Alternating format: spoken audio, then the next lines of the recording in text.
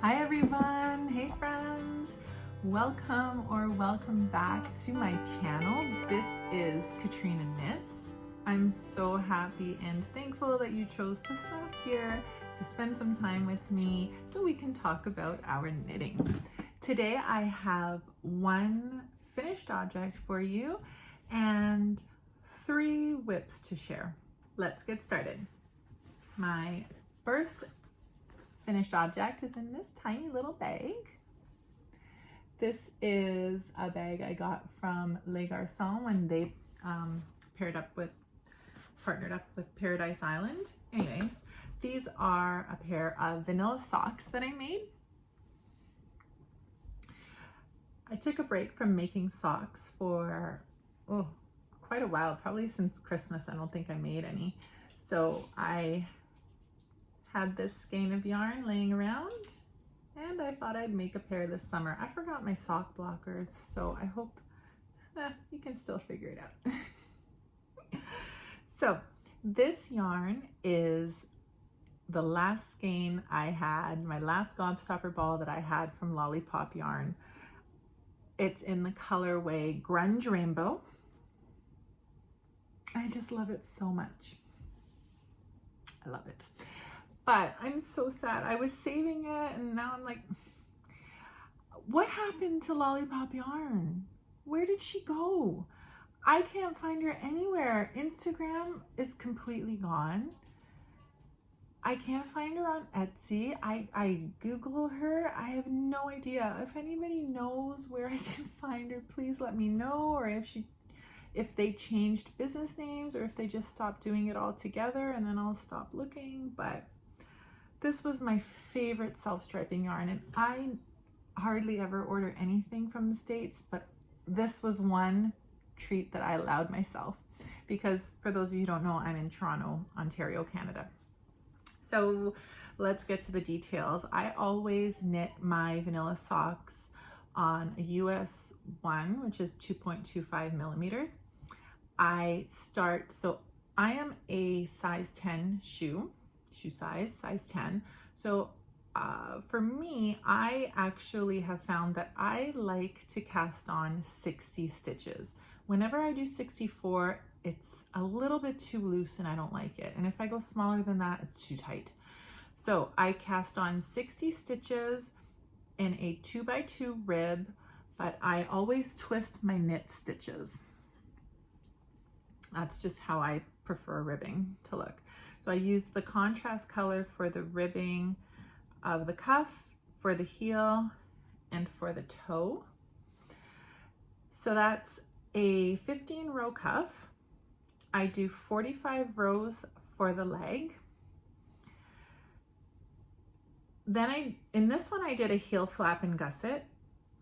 The last few pairs of socks that I made towards the end of last year, I was trying the shadow wrap heel and I was really loving it. But what I realized more is that I was loving making it because it was a lot faster. But I came to realize I didn't like wearing the socks that I made with the shadow wrap heel. I just felt like they were constantly, they just sort of felt like they were not quite on my foot right, or they a little bit like I felt like I had to keep pulling them, and they weren't falling off, but they weren't on how I wanted them to be either. So I decided to go back to the tried and true heel flap and gusset, which seems to fit me the best. And you know, it's honestly really not that bad making it. It does take a bit longer, but it doesn't bother me. I don't mind picking up the stitches for the gusset. I think they look pretty neat. I don't know. I guess I've practiced a lot and it doesn't bother me that much. Now, as I said, I am a size 10 shoe, women's shoe size. So I knit the foot. I never count by rows for my foot because sometimes my tension changes. I just measure it from the back of the heel. I measure so I knit until it measures 8.25 inches, so 8.25 inches, and then that's when I start the toe. And to knit the toe, I just do the standard where, you know, I decrease every other round. So half my stitches are on one needle, half my stitches are on another needle. Let me backtrack. I typically knit my socks on 9-inch circulars, but for the toe, I switch to magic loop. So I put half my stitches, so 30 on one needle, 30 on the other needle, and I'll do a knit 1, knit 2 together, and then knit across the needle, and 3 stitches before it ends, I'll do SSK knit 1, and then I repeat that for the second needle, and then the next row is simply a plain knit round. So I'll do that until my stitches are down to 16 stitches on each needle, and at that point I start decreasing every round until I'm down to 8 stitches, and then I just Kitchener the toe. So there we go. One of the socks, so the first sock that I knit of these, I actually was knitting when I was up at a cottage, and I guess I just wasn't paying attention when it was time to do the toe. So instead of, I don't remember which sock it was, but instead of, like, normally my beginning of round would be back here. And so I just did the toe starting from there instead of knitting another 15 stitches and started reorienting the sock so that the toe is going from side to side. So I didn't even realize until it came time to do the second sock. And then I finished the second sock and I put them both together. I was like, why do these look weird? And then I noticed that on the first sock, my toe was going this way, not like it's supposed to be this way. I can't even show you. So there's the heel. So it's supposed to be this way, but instead it was going this way.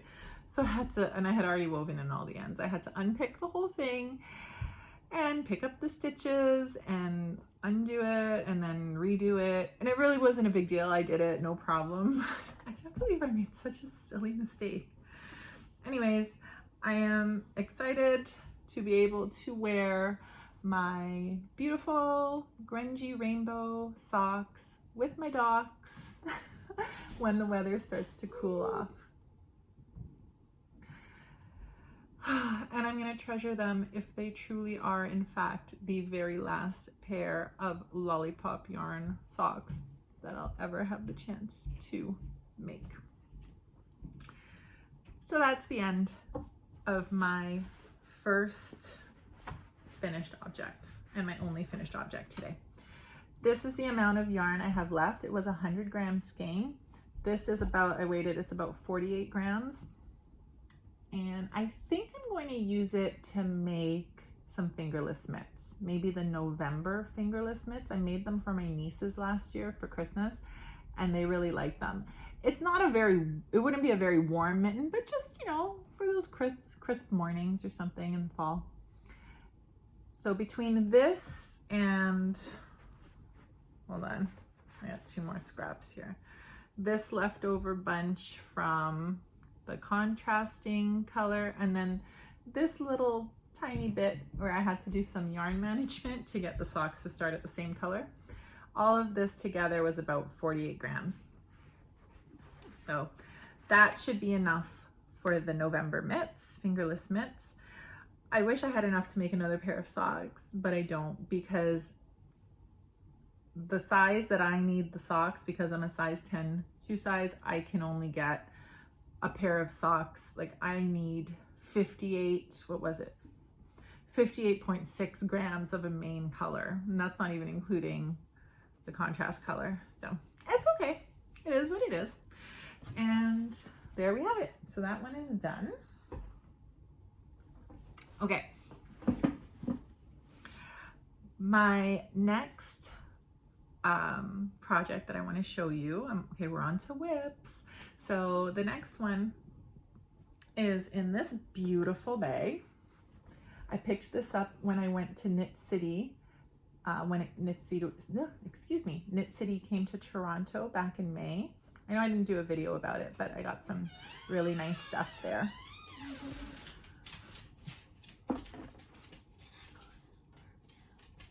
Yeah, I'm already recording. Go. Be careful.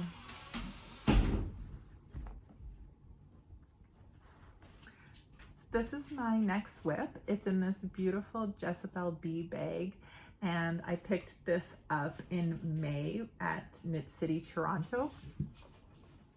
It's one of those bags that you can just hold over your arm and like knit as you go. I really love it. I didn't think I would love it so much. In fact, it sat on my little knitting shelf for about a month before I even used it. And then once I started using it, I get the fuss. I like it. So I am making the Soho top by Caidree. And this one is, I am knitting this using this beautiful yarn. This is Willow DK by Tanis Fiber Arts. Let me get the label for you. Oh dear, it's all folded up. There we go, Tanis Fiber Arts, Willow DK. It is a 65% mulberry silk and 35% linen. Each skein has 245 yards. I am knitting the 5th size, and because of that, the 5th size, I calculated that I would need to get 3 skeins of this. Now, I had my eye on this yarn for a couple of years now. I've wanted it, and I don't know, I saw it at Knit City, and I thought, oh my goodness, I love this color. And it's funny because I'm not even really a blue person, but I thought this is the color that I'm gonna buy and make a top with. And this colorway is called Bluebird. Okay, so here's what we have so far. I think I cast this on in June, early June perhaps. Here's what we have. I'm almost done. I mean, guys, I really want to be done with my summer knits. I want to be done.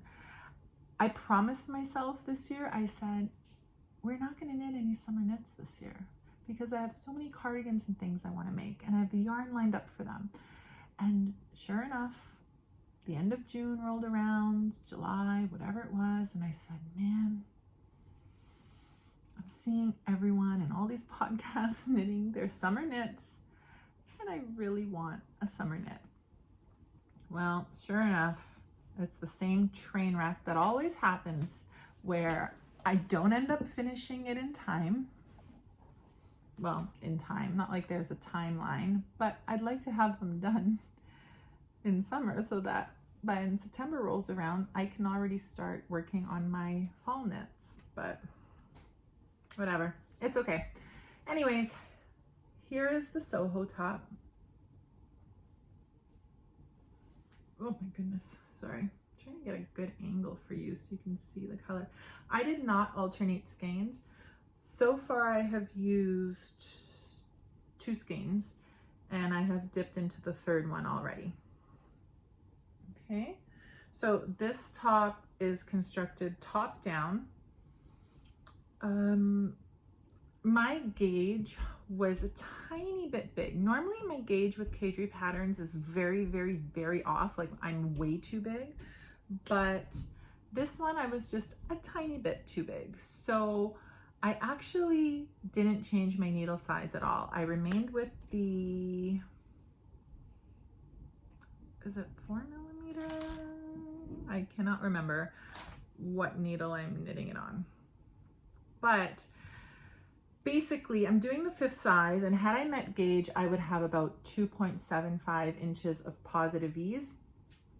But because my gauge is just ever so slightly bigger, I'll probably get a tiny bit more positive ease on either side.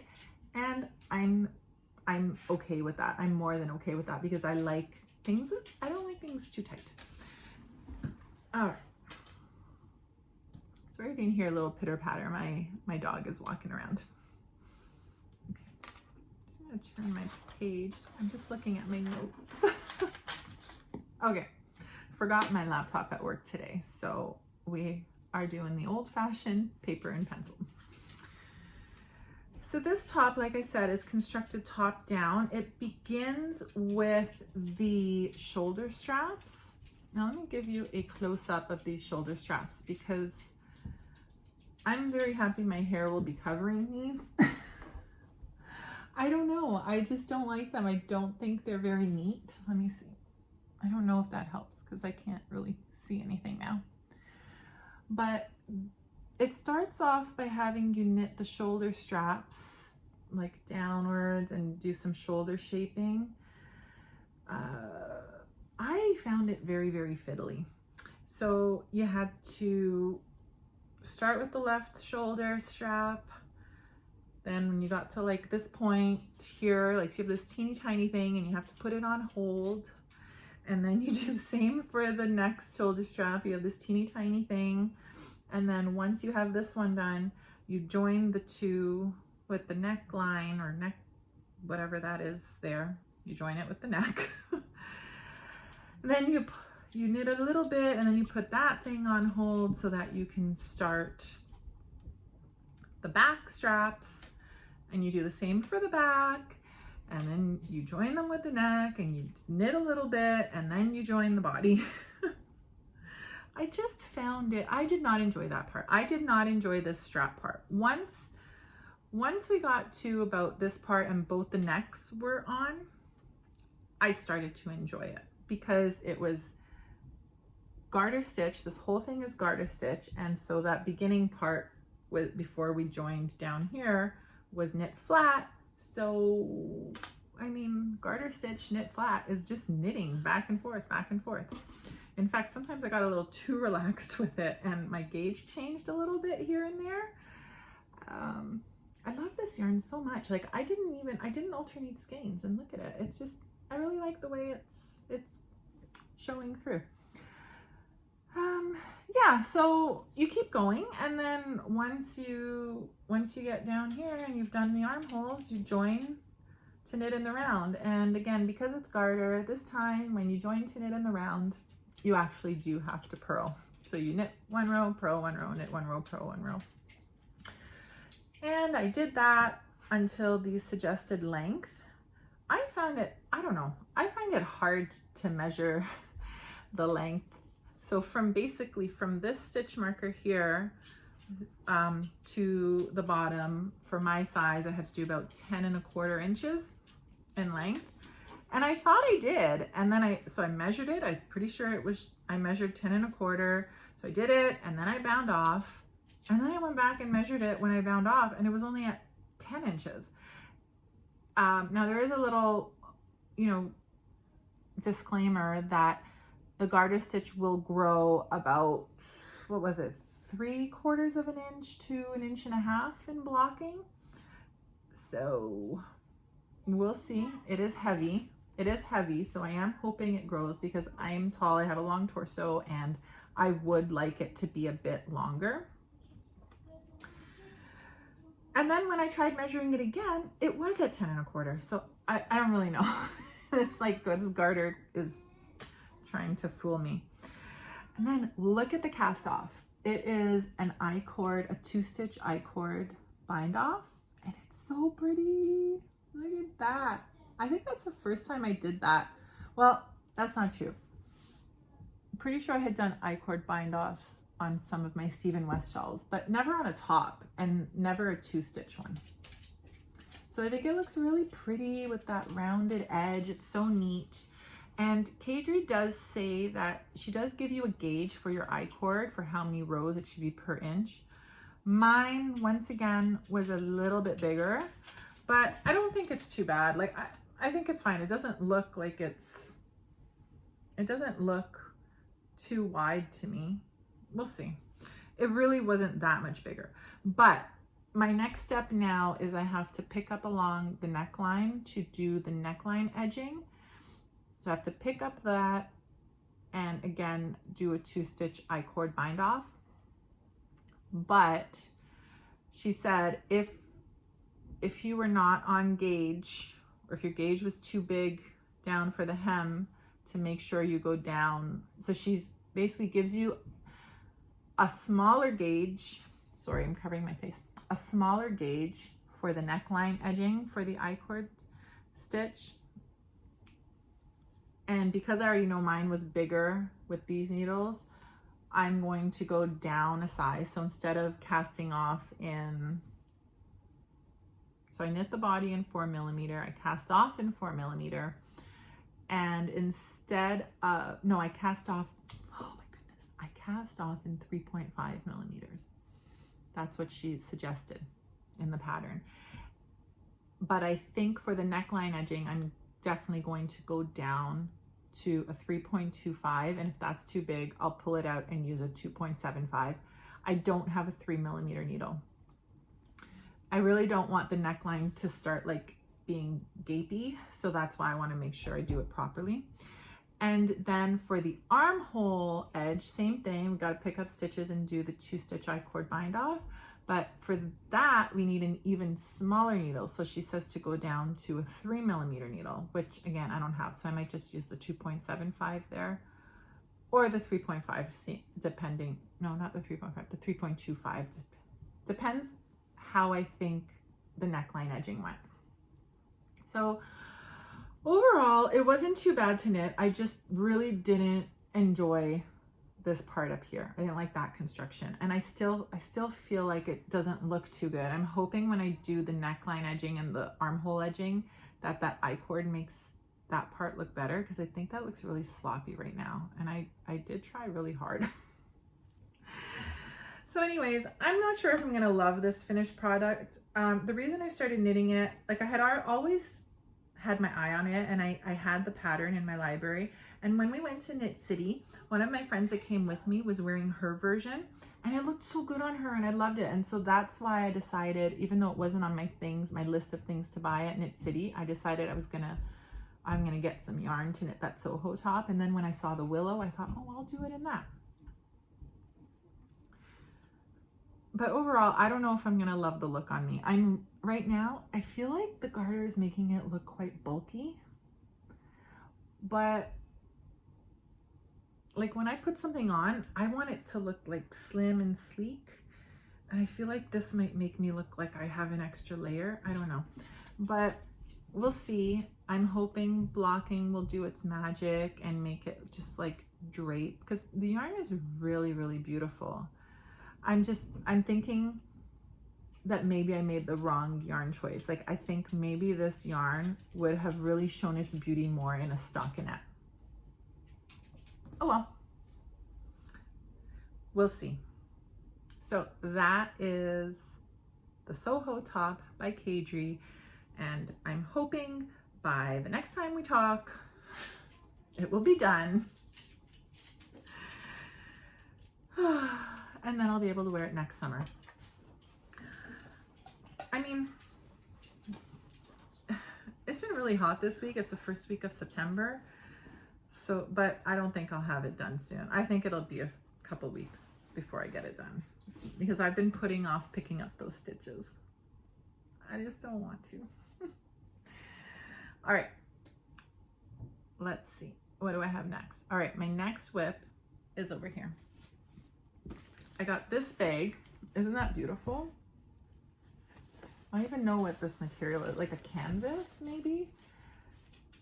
I got this also at Knit City. This was made by Buku. I love the little snaps at the top because I can do yarn management. I can just snap the middle and pull 2 skeins of yarn from one from each side, and it doesn't get tangled. So let me show you. I have started the mini Mockneck tank. Oh, what am I tangled on here? Oh, for goodness sake, come on. Oh goodness, okay. the mini Mockneck tank. This is the ball I'm currently attached to. Isn't that just the most prettiest color? I love it. This is Frankie Gray Fibers. This is in the colorway Lollipop. It is a fingering weight yarn, and it is, what did I write down? 80% superwash merino, 20% nylon. Each skein has 400 yards, which is going to be, I have two. I had two in my stash. I didn't have to buy this specially for this project. It's been sitting around in my stash for about 1.5 years, and I really wanted the Mockneck tank, so mini Mockneck tank, and I thought, oh, I'm sure this is enough yarn for it, and sure enough it is. Each skein is 400 yards. I am knitting the size large, the 4th size, and for that one the pattern calls for 525 yards, so I am gonna have plenty, even enough to make it longer if I need to, which I often need to do that because I don't like things too cropped. Okay, so the problem here is oh my goodness, I was knitting this at my son's soccer game last night, and their team was in the semifinals, and now they're moving to the finals next week, and it was an intense game. They won, but clearly I don't know what I did with my yarn. Here we go. Let me just wind that up again. All right. So there are a couple areas that are on hold right now on these barber cords. I have the bottom on hold, and I have one, what is this? Front shoulder section on hold. Yes, front shoulder. So this is the back. This is the back. This is how it started. It started with some shoulder shaping. It was actually really interesting. I've not really done this before. This was the first time. It started with a little shoulder shaping here, and it had like a few short rows, and they were German short rows, which I like. And then it's, what did we do next? What did we do next?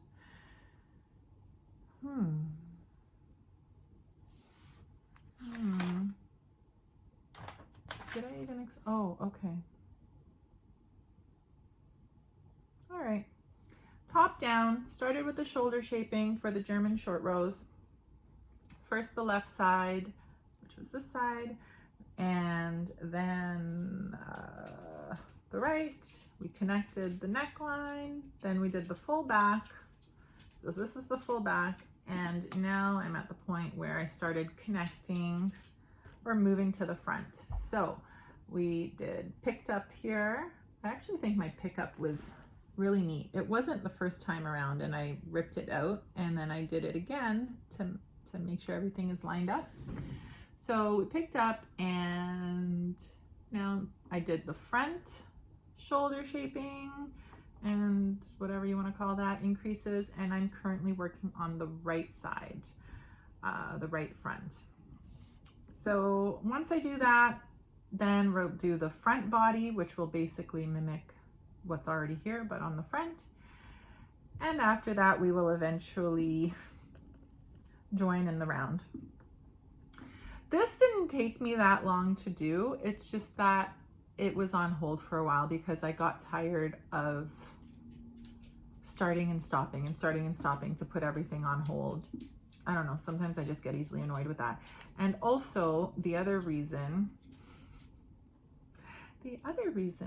it was put on hold is because I started and I had knit this whole part here, the whole back, left and right shoulder shaping and everything. And I checked my gauge, and I thought my gauge was right, but something was telling me just to check again. So I decided I was going to block what I had. So I washed and blocked what I had and pinned it out. It was literally like a tiny thing. So I did that, and that's why you can tell You can tell there's, you see here, it's different. Yeah. So you see here, it's all smooth, and then down here it was ripped out. That's because when I washed and blocked it, my row gauge, my stitch gauge was really good, right on. My row gauge is too small. I'm supposed to have 7 rows per inch. I am getting 9 rows per inch, so it's taking me 9 rows to get what I should have. How can I explain that? It makes sense in my head. To get an inch, I have to make 9 rows instead of 7 rows. And so in doing some math, I don't even know if I did it right, but it makes sense to me. In doing some math, I figured that for every inch that I knit, I'm gonna have to add 2 more rows. And so far it's working out. So that's what I had to do. That's why this one looks all funky here, because I had to rip it out and it was all ramen noodly. But I just reknit it like that, and I'm hoping it'll fix with blocking after. Because what I did is I ripped back to before the shaping, and then I carried on with the shaping and adding some increases, which you can't really tell here because it's on hold and they're like curled in together. What I really like about this pattern is the edging that's built in to every row on both sides. I just think it's really pretty. Like, isn't that a really pretty edging? Look at that. See? So I don't know. This thing, again, because of that gauge issue, I basically had to like start and stop and start and stop. And I cast it on in August. And again, why did I do that to myself? It's not like I was gonna get it finished. You know, summer knits, they trick you. You know, they make you think, oh, there's no sleeves, they're small, they're thin, it's not gonna be a problem, there's not much material there, they'll be such a fast knit. But they're not a fast knit. They're not. It's okay. But you know what, honestly, I think I can wear this throughout the year too, even to work. I can see myself just putting a white button-up shirt over it. Right, so as I was saying, I do think that I'll be able to wear this throughout the year. And plus we have days at work where it's like pink day or whatever. So I think this will be perfect. And honestly, I get really hot at work. So even in winter, I'm usually in short sleeves or something sleeveless with a cardigan thrown over or a shrug. And I can easily see myself with this underneath it, as long as I make it long enough.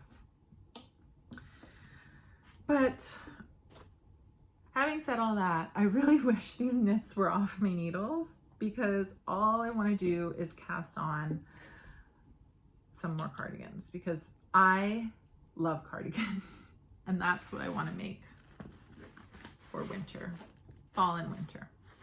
All right, let's put this one away. All right, my last whip is something I made for my classroom, and it's crochet. And it's super cute. It's super cute. You've probably heard, maybe you've heard about it, maybe you haven't. It's called the Positive Potato, and the pattern is by Carey Fiorello. I found it on Ravelry. It's a free pattern, and actually Ray from Needles at the Ready made one, and I thought it was adorable, and then I started seeing them floating around all over the place. So I'm gonna put a picture in of my finished object, because I don't have it with me. It's actually in my classroom, and I love it because it has a little, it's carrying a little sign, and it says, I may be a tiny potato, but I believe in you. You got this, or go do your thing. And it's just, especially my students, they really get a kick out of that. They are, they're always wanting to have it sit on their desk. So if I see someone that, you know, maybe is struggling a little bit, or they're trying really hard and they're not giving up, as I walk by, I just take it and I place it on their desk, and they adore it. It's like our little mascot. So I'm making another one. This little guy is going to have a different message. So this is what I have so far. I am right now at the point, where am I in this pattern? I think I just have a couple more rows to crochet or rounds to crochet. Look at his face. I gave him a little smiley face. The pattern has just like a straight mouth, but I thought if he's supposed to be a positive potato, I'm giving him a little smile. Anyhow, I just have a couple more rounds to crochet, and then I think I start the decreases and stuff him. I just stuff him with some polyfill. I think it's adorable. Okay, so this guy's message, this guy is going to say, small potatoes can still make a big impact. Keep pushing forward. You got this. And I also actually, while I was, sorry, let me just backtrack. The pattern calls for using like a 3.5 millimeter crochet hook. I didn't want to crochet with that small a hook, and it calls for worsted weight yarn, and I am using worsted weight. This is just some Red Heart acrylic. I think it was Red Heart Comfort that I had in a bin downstairs. I thought it was the perfect potato color. So instead of using a 3.5 millimeter needle, I am using a 4.5 millimeter needle. Let's go here. There we go. 4.5 millimeter. So he's coming out slightly bigger than the pattern says it will, but I think it's perfect. All right. And that is everything I have for you today, friends. Thanks so much for sticking around. As always, please do all that fun YouTube stuff like hit the like button, subscribe. It will help me out a lot. I hope you enjoyed this content, and that's all I have for you today. See you in the next one. Bye.